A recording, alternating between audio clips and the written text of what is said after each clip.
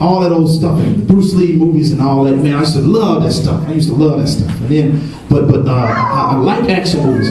One of my favorite action movies that I can sit down and watch this movie 200 times and still not get tired of it. And I get to cheering and growling and stuff when I see it. I like that movie Denzel Washington was in called Man on Fire. Love that movie. One of my favorite movies. I can say, get on, just get on. I get to growling and hollering at this, get on, I mean, do it again, all that. I get to hollering at the screen and all this, but see, I like the part, I like the movies where, you have one man, one or two people with special training that kill everybody. Yeah.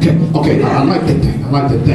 The Matrix and Rambo 1, 2, 3, and 4, and the Blade movies. And I see a spiritual connotation in the thing where one person or two people with special training can whoop a whole bunch of folk. Yeah. I hope you see the spiritual thing. I'm not trying to make it be something that it's not, but it's something spiritual in that.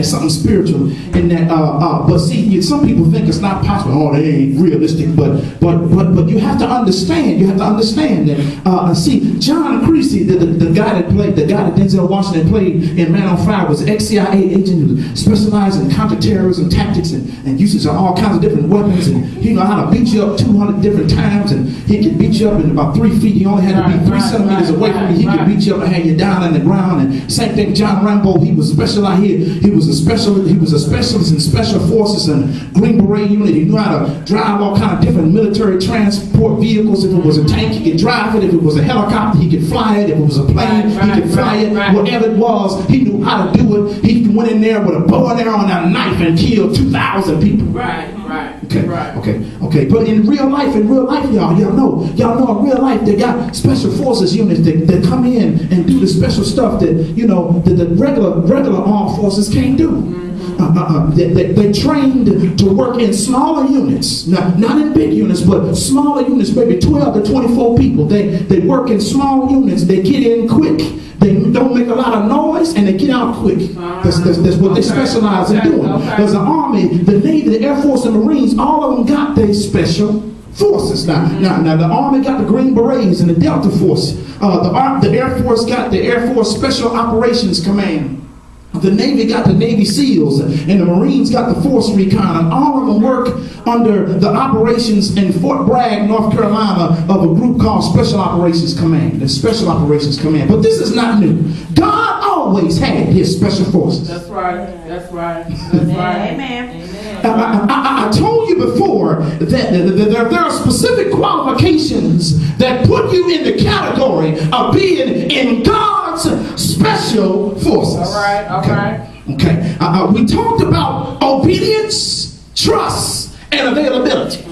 It's a little bit different than the things of the world now. You got to be at least a lieutenant before you even get considered to be a part of the Navy SEALs. You got to be at least a lieutenant in the Navy. And then once you get in the Navy SEALs training program, y'all got to understand it's a 6-month process of you proving yourself before you get that pin that says you're a Navy SEAL. It's a 6-month process, and it goes into 3 phases. Phase 1 is 8 weeks. Phase 2 is 7 weeks. And phase 3 is 10 weeks. Real hard. And then only 10% make it through. Wow. That means 9% of them fall off. Wow. Oh my goodness. But again, see, when it comes to God, you don't have to go through no 6-month process. Thank you, Jesus. You don't have to have no special skills. Thank you, Lord. You don't have to be even in shape. You can be old, young, tall, short. It doesn't matter. As long as you got 3 things: obedience, trust, and availability. Obedience, trust, and availability. OTA, availability. That's all you need to be one of God's special forces. I sent a text the other day. In our text, we find 2 men that decided to believe God to bring them the victory in this fight. I sent the text. I'd like to send text to people sometimes. And I sent a text to some folk and it said, at the end of this life, Paul said, I fought the good fight. But we spend too much time fighting for stuff and over stuff that really don't count for anything.